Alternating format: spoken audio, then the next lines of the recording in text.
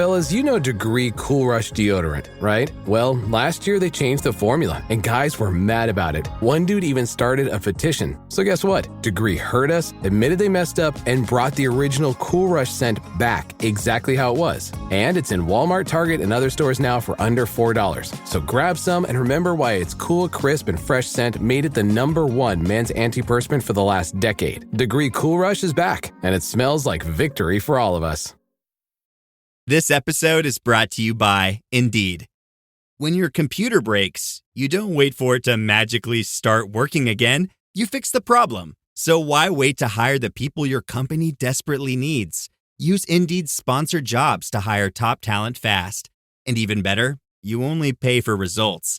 There's no need to wait. Speed up your hiring with a $75 sponsored job credit at Indeed.com/podcast. Terms and conditions apply.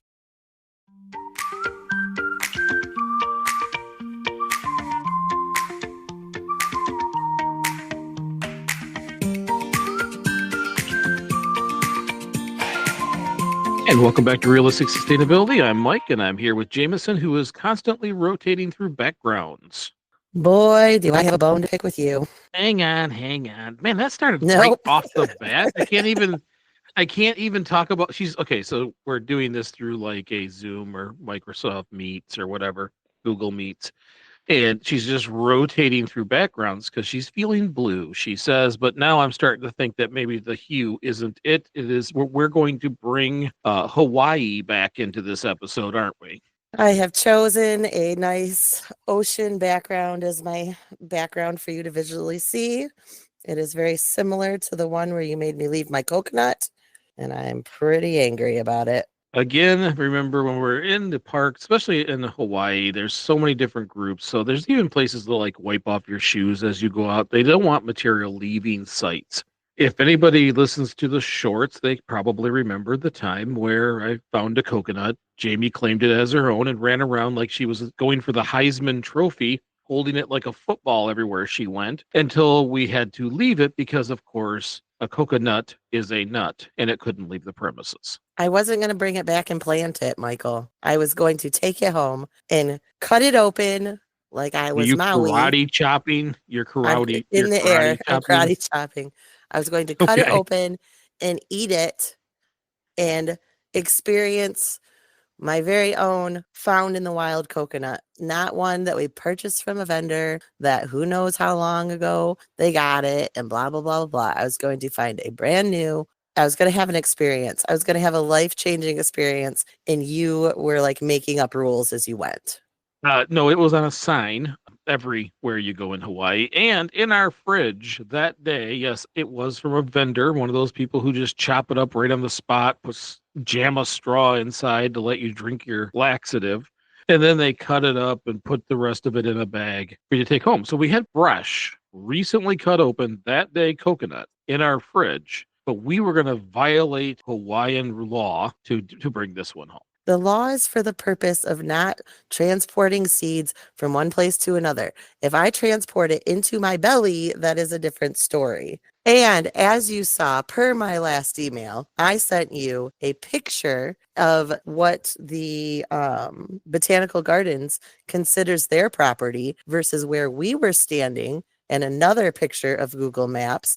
And we were not on Botanical Garden properties, even though you were trying to make all of your listeners believe false accusations. It's like you're Amber Heard and I'm Johnny Depp. Is that what it's like? Yes, absolutely. I have so much proof. I don't know if anybody knows this, but the trip that we went on was late October, and it is almost March, and we are still talking about the coconut.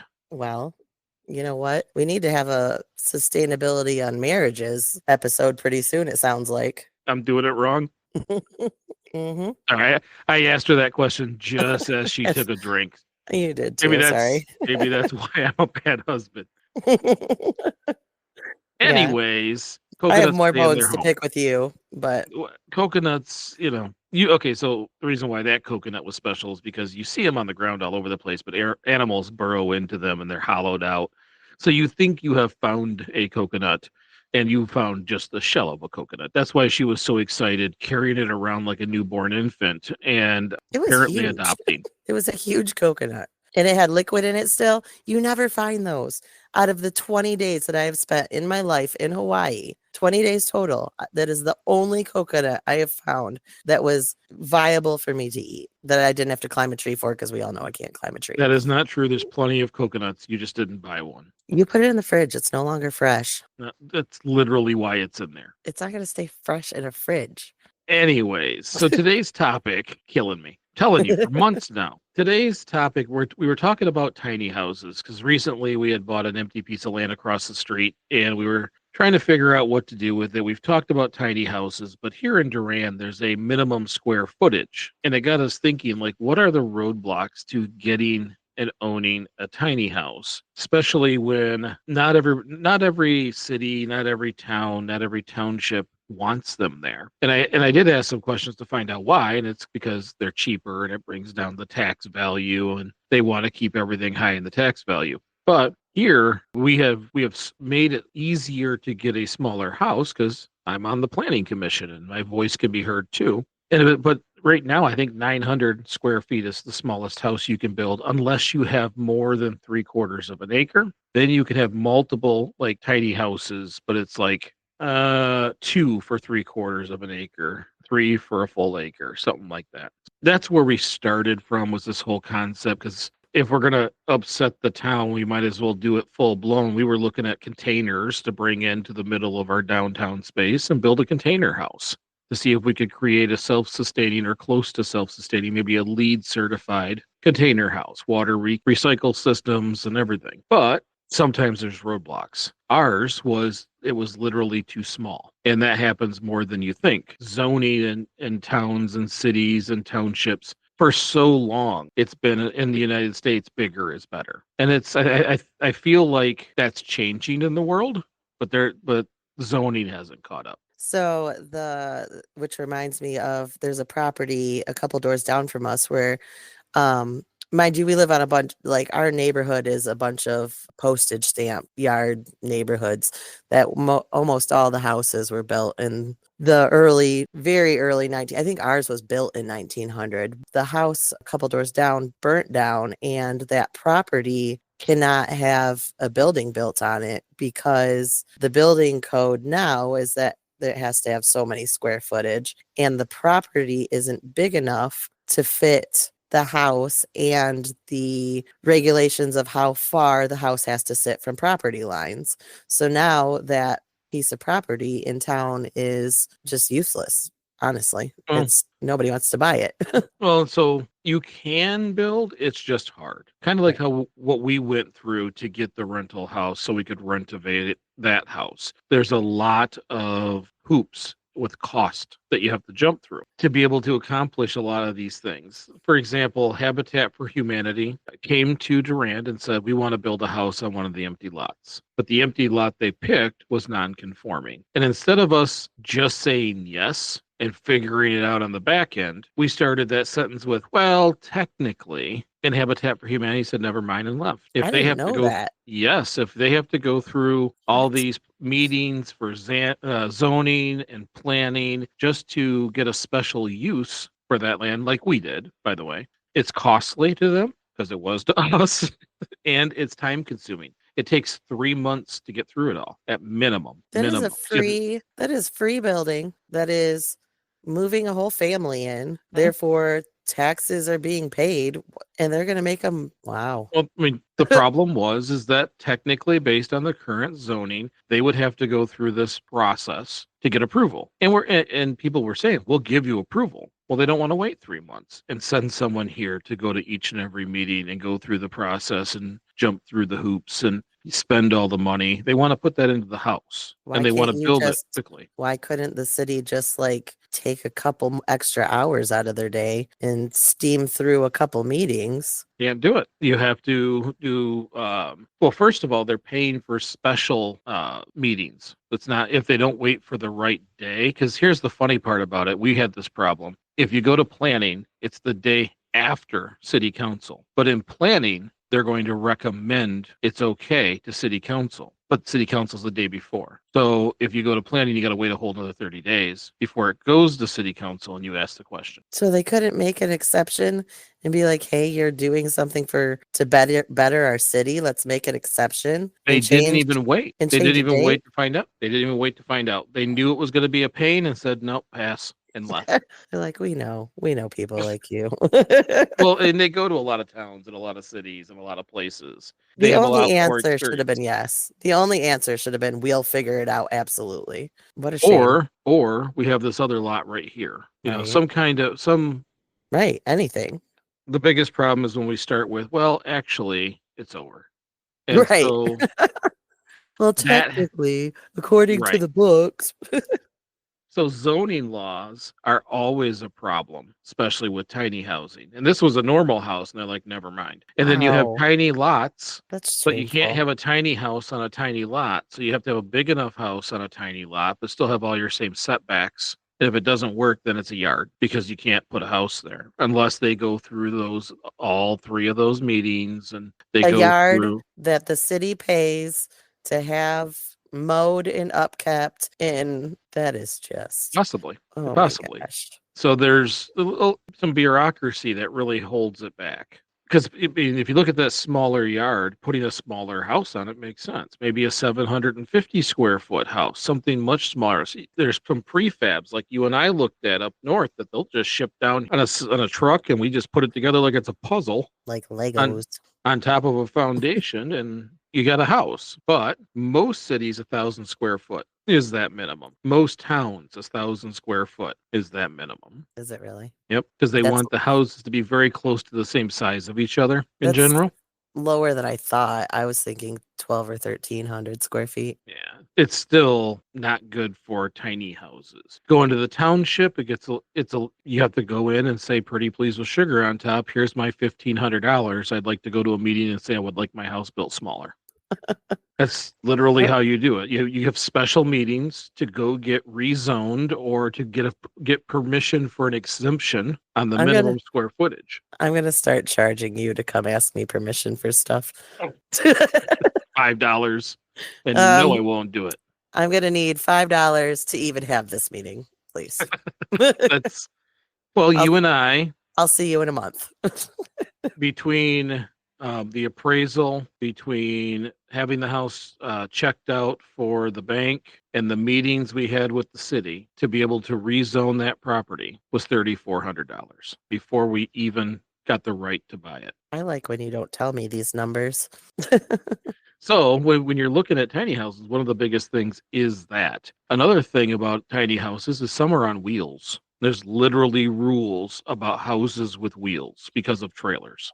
Yeah, I get that though. That I understand that more than that. Well, There's other issues that come with that, because if it's on wheels, then we live in a state that the ground is, wet, dry, frozen, wet, dry, frozen, like that can cause dry rotten tires, and then you got issues with the house, not being level because one of the tires did a thing, blah blah blah blah blah. But Well, in yeah. many cases, it's much like a trailer park. It goes into its position and you jack it up and hide the wheels, skirting or whatever else that you're going to put around the home.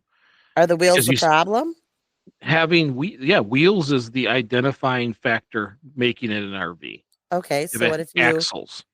Oh, the axles. I was gonna say, what if you take the wheel off, jack it up, put a little skirting under there?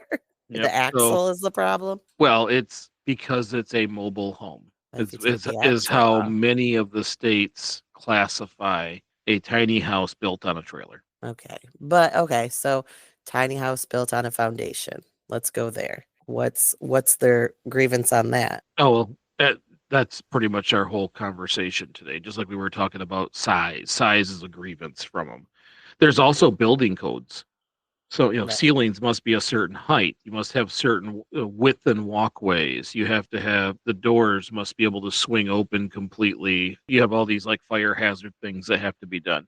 Same thing in a tiny house. if that tiny house is going to conform to the build, Right. which is challenging when you're looking at a structure that's maybe 6 feet wide before you build things into it, or if it's a container 8.5 feet wide before you build things into it. Right. Where being able to make sure that the utility connections and the construction of everything around meets the town or city's code or needs can be very challenging. Ceiling height, fire escapes, all that stuff. I mean, I do understand a lot of that, a lot of those things are safety or, with accessibilities for, handicaps and stuff like that, for door widths, the whole which way your door should swing open versus which way code is, It doesn't block the exit. It doesn't block off right. the walkway. Right. Yeah, it's, the fire codes. I agree with, those obviously, but you can still make a tiny house with having those ideals and codes in mind. It's just when the codes and ideals are silly and nitpicky that are the problem, I think. Well, and tiny house as a definition is a little ambiguous because when we talk tiny house, there's probably a bunch of people thinking about those 200 or 300 square foot houses that are either on trailers or they come on a skid and drop off. Tiny houses nowadays in a neighborhood could be 500 square feet, 600, 750. A lot of people would look at that and go, man, that's a tiny place. Well, and that is one thing that when we were watching Tiny House Nation, because we were obsessed with that for a while, I got to shout them out. So they made the point that a tiny house doesn't necessarily mean tiny. Like you said, it is based off your family size and what you would utilize. So obviously, our family of 5 is not going to live in a 400 square foot house. And, we always talk about and joke about having separate tiny houses when we move to Hawaii. Even then, there's still going to be 400 for Mike and 400 for Jamison, probably, or maybe 3 and 3. But, it's based more on the size of the family going into the house. So 1,000 square foot for a family of 8 is still considered a tiny house, where a 1,000 square foot for a single person is not considered a tiny house. So I mean, it's not. A lot of people think tiny as in the 300 and 400 square foot houses, but it's really based off of utilizing your space, utilizing it in a thoughtful way, and not using too much space for the amount of people you have. Yeah, and I understand that. It's kind of a loose term, if you will, and I think that in a city you're more likely to get approved for 900 square feet than you are 300. A lot of towns and cities require a foundation, hence that whole wheel and axle problem. But what you will never see, at least right now, is a tiny house in an HOA. Because they have very, very specific rules. Let's make an HOA only of tiny houses. It's always like a witness protection neighborhood where all of the houses are identical, but they have like one minor, very subtle difference to each house. And that's their bling. If they were working at Applebee's, the little their flair is that little bit of difference. I really dislike those cookie cutter witness protection neighborhoods, but that's one thing. So in Durand, one of the things that we have approved, and it's working its way through, which I think next month it should be approved, is if you have a decent amount of property, it can be on one piece of property. You don't have to section it off, but you can have several tiny houses on it. So they are approving that. Yep, it is approved. So I think it's up to 4 based on lot size, where you can have that address A, that address B, that address C and D, all within the same, as long as you're fitting within the setbacks and safety factors of each other. Oh, cool. So they can be staggered. Right. So that's one thing we've worked hard and have been able to fix, at least give the option. Because I was talking about that property where the fair is, and I was talking about that one strip of land where nothing will ever go. It's just like a drag strip of land. And I'm like, it'd be great. 4 little tiny houses lined up right there. People make them Airbnbs for all these events and stuff like that. Yeah, because that's where all this always happens, and people will use them. I'm wondering if the rules were different like a couple decades ago because there is the most delicious property in town, or just outside of town actually, that has a house, and it's probably only maybe 900 to 1,000 square foot house. But then there's like 8 or 9 tiny houses lined up in a row, and they are so cute, and I love them. And if that property ever comes up for sale, it is ours. 1,000% it is ours. It'd be neat, especially if you have several family members. You're trying to keep the cost reasonable, and everybody's real close to each other. I can see value. We've also approved being able to create the mother-in-law apartments out of the garage attics and things of that nature to just add housing. Hmm. The more housing, the better. We've changed how big an apartment has to be when you're looking at duplexes or above retail. No one liked my answer. It should be 0 feet because no one will ever make it too small to be used. But if we wanted a bunch of efficiencies, I want them to do a bunch of efficiencies, that kind of thing. But I think it ended up being 350 square feet was the minimum. So that's a success. That's good. We're success there. We're successful with getting it smaller. That's still a fair size, I think. I think my first apartment was 450, and I had like a dining room that I didn't even use. So, Mhm. yeah, that'd I be mean, equivalent. someone by themselves doesn't need a ton. You want it to be affordable. The more people, the more density in this area, the better it be for the businesses. One of the bigger problems with tiny houses and placement is nearly every town or city does not allow off the grid. So in many of these, you're doing this because you're reducing cost and you're wanting to live small. And many of them have water reclaim systems. They're expected to use solar, and the city or towns, many of them have ordinances that you must be connected to the grid and you must be connected to the sewer. I never did understand why a lot of cities like it. Is there a health reason for not like the water? What's the word? The water catchment, like. Well, it's all based on your filter system. I mean, that's if we're drinking. Remember our water catchment for the rain barrel for the garden, if we didn't take care of it, was where we bred all the mosquitoes. Oh, that thing wasn't it. That thing, Mike is grounded from that, is the moral of that story. That is organic Ugh. material that went into the gardens and helped that soil be extremely rich. But all you had to do was put a tiny drop of vinegar in there and it would solve our mosquito problems, and you never did. No, I didn't. But so I don't believe it's as much that it is the sewage, having a place for the sewage to go. In a city, if you're using a composting toilet, where is that going to go? You're not going to, we put it in the backyard. We have rules against composting organic waste as it is because it stinks. You're going to take the composting toilet and throw it in the backyard. Those True. are the kinds of things they think about. There's winter time in Michigan safety stuff. What if you don't have water because it froze? What if you have problems with electricity and you have no heat for some reason? There's a ton of different safety pieces to it that the city generally takes upon themselves and says, if you don't want to have these, then move outside the city. And some do, obviously. So it's sort of like protecting us from ourselves. Yeah, I mean, that's what I think most laws are. Right? In general. Anyways, today, actually, I just wanted to tell you this. Today was like not a real Monday. I felt like the last 2 weeks. I'm getting off topic very briefly. Last 2 weeks, it felt like 5 Mondays in a row with with a weekend that I missed. That's Right. how it's just how it felt. And I was so happy today. Like I got up, I didn't feel like I was going to crash back to sleep. Today, though, I took 2 of my magic minds, and I'm wondering if I just felt better with more energy because I was double dosing for once, or if it was just like happened to be a good day, but I'm not 100% sure. Can you can overdose on vitamins and stuff. Can you? Did they got the wrong kind of vitamin? Maybe you're just like high right now. No, I'm just kidding.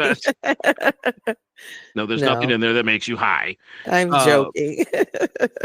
but no, it seemed to be the way to go. You saw the other box that just came in, so I'm Yeah. still stocked up and still rocking. I need to get the other box to Mike. I need to have a box for Mike. He was wanting to try them, and I keep forgetting to give him that box. Oh But you know shoot. who's going to be mad is Nick, because Nick never got a box. They Magic Mind literally had to mail him his own because I didn't give him any. Oh, he's going to be mad at you that you're giving one to Mike? I think so. Yeah, probably. Well, I'm not sure he's actually had the time to listen. So if we don't tell him, just people in the podcast will know and not Nick. Oh, someone will. Oh, guys, don't tell him. Because then I'll have to go back into my dashboard, turn it up to like a 2-box thing again, and then wait for one to come in and give it to me. Well, to be honest, I mean, we're in February. We're all dying for the sun to come out. And you and I both get a really, really bad case of the winter blues around this time. And while, yes, it still feels like every day is a Monday, I don't think you've hit the coming home and crashing on the couch every day like you typically do in February. No, I just made it to complain. Oh, There's like certain layers.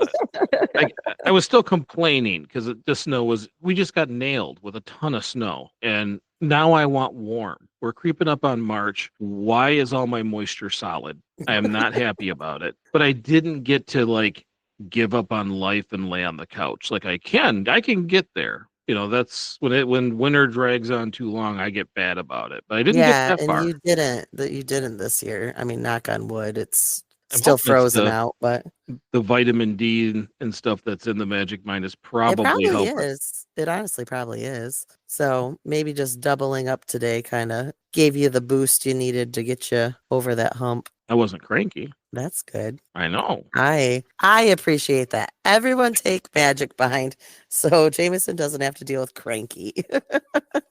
Anyways, if you've been waiting to try Magic Mind, jump down into the description. There is a link and there's also a coupon code for 20% off. You can get it as a realistic sustainability listener with sustainability 20.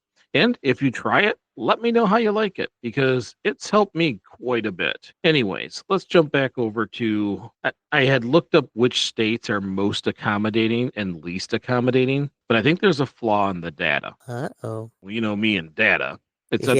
By the way, it's becoming an ongoing joke at work now too because of my elaborate spreadsheets. And that they're more accurate than their systems that they pull data from. But just saying, toot my horn. Right. Pat that back, babe.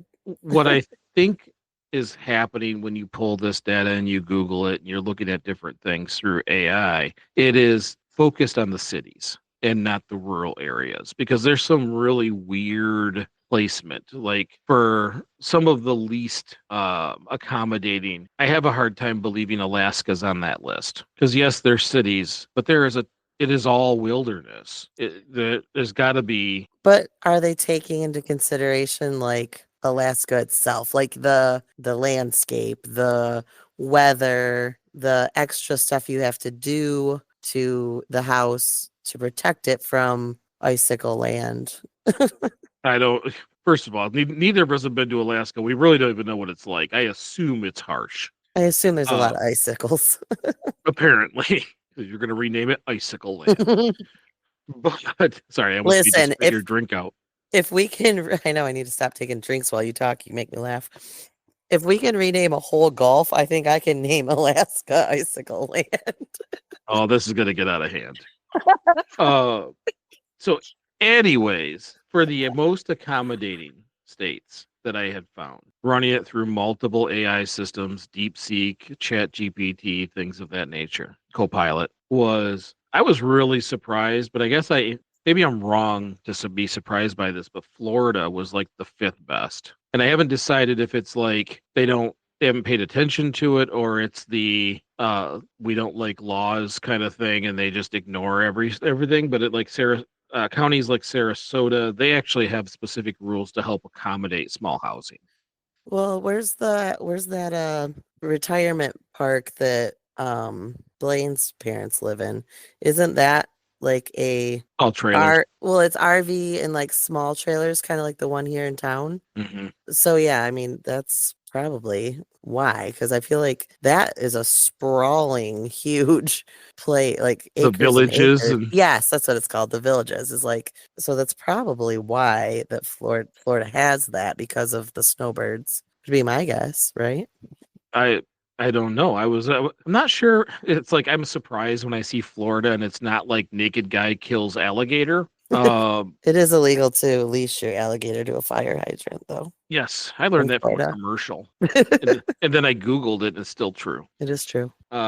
So maybe that's a bias because every time I've gone to Florida, I've disliked it because it's hot and sweaty, and I just think poorly about it or something. I don't know. Yeah, you don't like being sweaty, so therefore you just dismiss.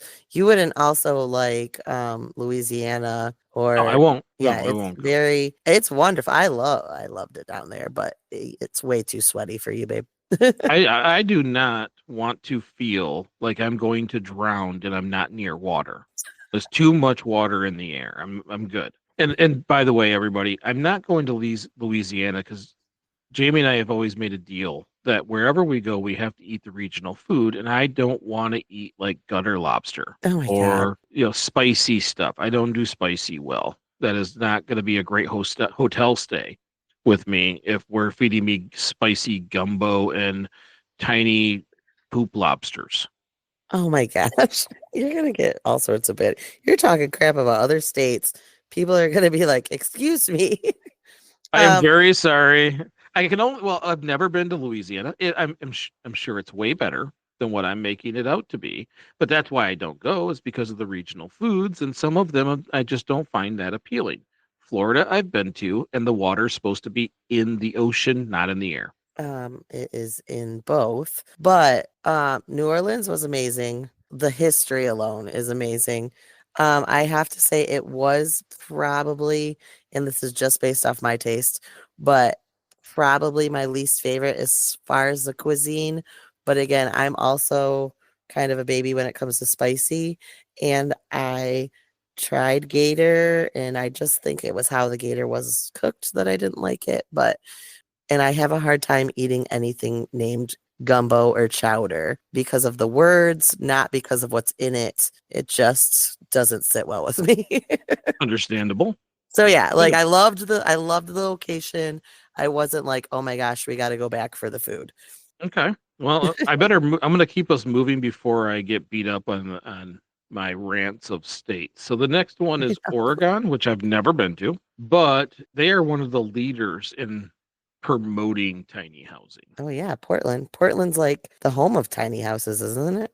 I don't know, I'm but pretty it also sure. has a lot of rural areas, and it's nice to see a state that is actively pushing to have more housing and more tiny housing. Yeah, I'm pretty sure the first time I ever even heard of tiny houses where they were doing a show or whatever on Portland, Oregon, making tiny houses for kind of as a stepping stone to help um the unhoused people Mhm. to get back on their feet basically.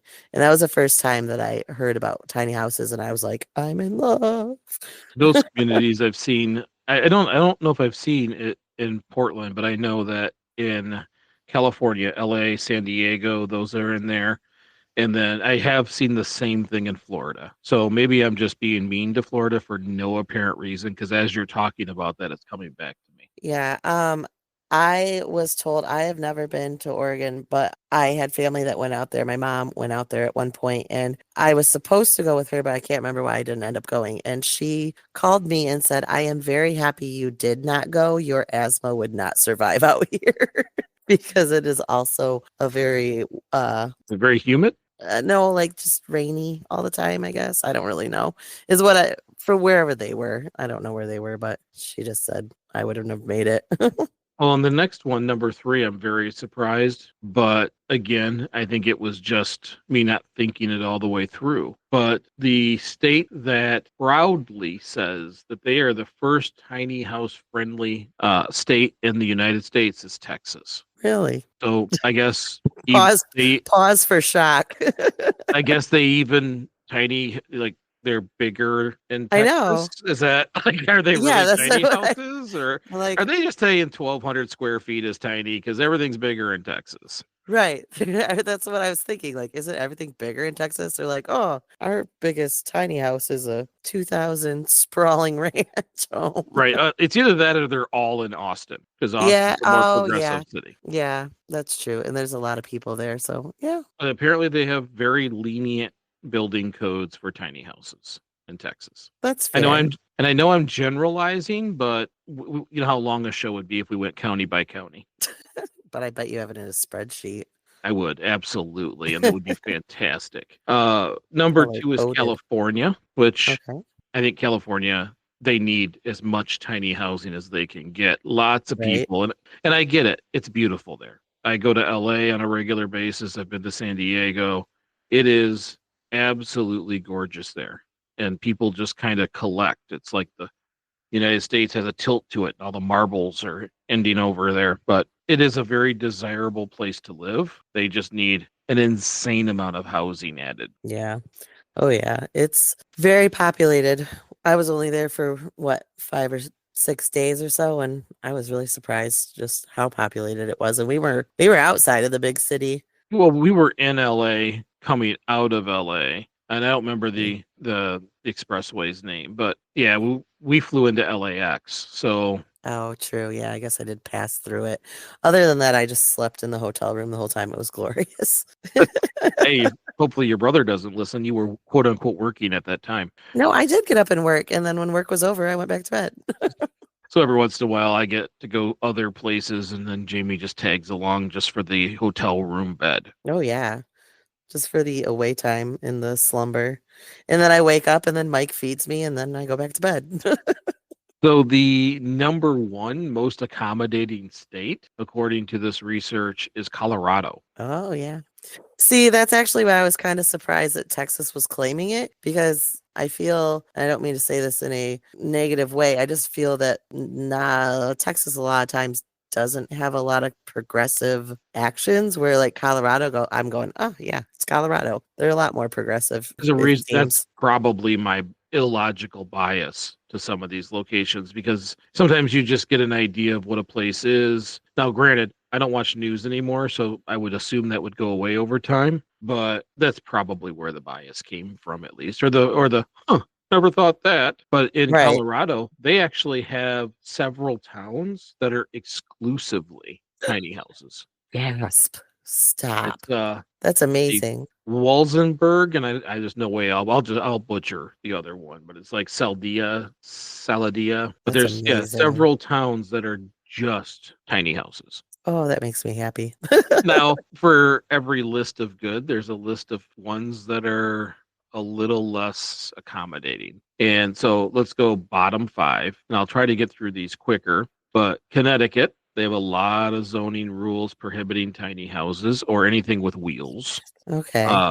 And again, number 4 was Alaska. I think according to this, it's because even though it's full of wide open space, those remote locations can be very harsh. So Yeah, that's they what I don't was necessarily promote wondering. it. Right. That's what I So was their wondering. regulations are restrictive. That's New interesting. Jersey, I don't even know if I have an opinion other than the fact that they have very large square footage rules and strict zoning against small housing. Okay, so Connecticut and New Jersey, I feel like has a lot of, I mean, that's the side of the country that has some of the oldest buildings. Like architecture. Yeah, architecture wise. So I wonder if maybe that's why. I I don't don't know. know. I don't know. Unless it is Like still one of those cost of living type. They don't want a cheap house next to an expensive house. I don't mean cheap as in Right. quality. I mean cost. Right. Yeah. Or I don't know. I was thinking maybe architecture wise, like you don't want a tiny house next to some grand old, brick beauty kind of thing. Well, I they don't don't. know. We do. I mean, we don't care. Number 2 is Illinois out of nowhere. I This have doesn't even seem I to have my own understand why. opinions on it. Was it Illinois, or do you have your opinions on Illinois or Indiana? I think it was Indiana because our last No, trip. no, Illinois sales tax, which Oh, I have to do for the company, is so complicated, and it has just turned me off to the whole state. Sorry, guys.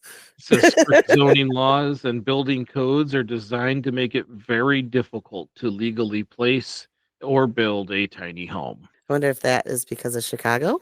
They don't want, I don't know, I don't know. people living in 100 square foot closets, With 9 people in it. right? Well, because I mean, I've watched things on like, oh my goodness, I can't even think right now because it's later in the afternoon, like Hong Kong and stuff where Oh like yeah. they're so overpopulated and people live in, I mean, not everybody obviously, but there are like apartments that you can barely even lay down in the main space or whatever. I wonder if that's what they're trying to avoid because they have Chicago. It doesn't call out Chicago specifically. It just I mean, Illinois. I'm over here throwing speculations Oh yeah, all we're day long.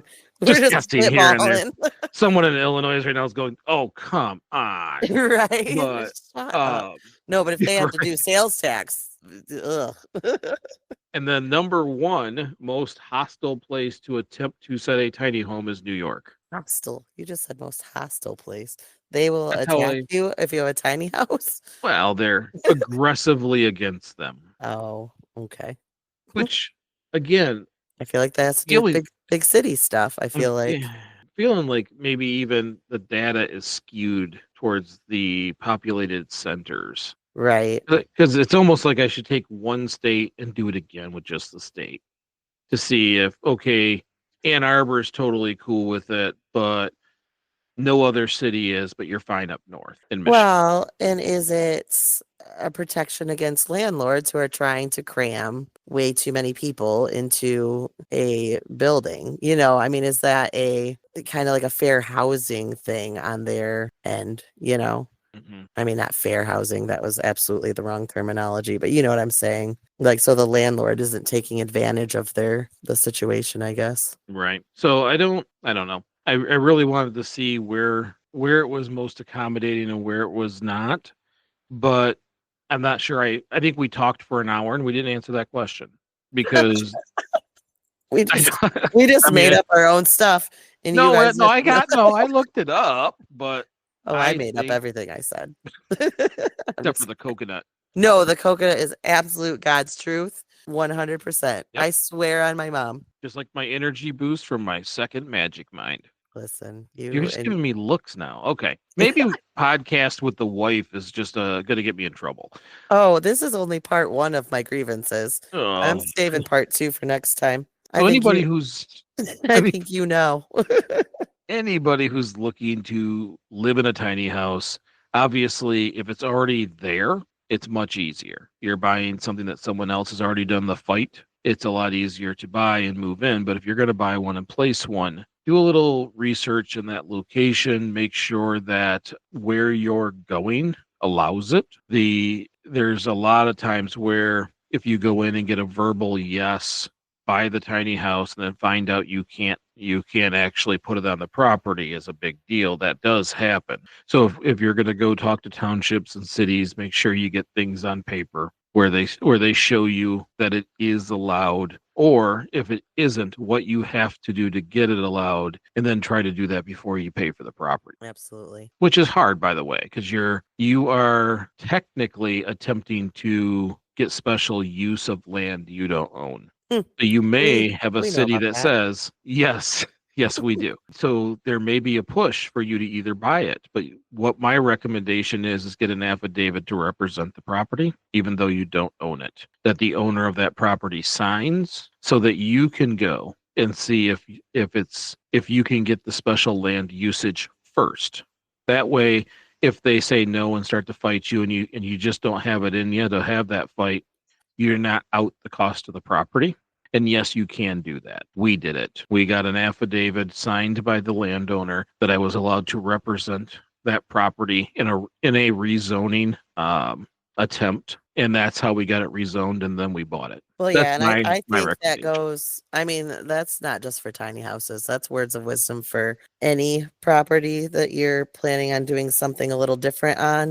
You know, Storage that containers. yeah, storage containers or there was a big property in Linden that somebody bought to put a dog ranch on where they like babysat your dogs and take care of your dogs and all the animal stuff. Like it was going to be this big, awesome thing. And they bought the property and then the city shut them down and the neighbors shut them down. So that property is back up for sale. They literally didn't even touch it. And it's because they just had people's word and they didn't have it in writing. And I mean, it was really unfortunate, to be honest. I would join as many tiny house community sites and groups because they're the ones who are going to tell you what is okay and what isn't okay. There was recently, and I know that's a family I follow on TikTok that talked to the county of where they were at, got approvals, had the house delivered, and someone on TikTok's like, "How'd you get past this rule?" So they went back up to the township, and the township's like, "Yeah, that rule's there. You can't place that house."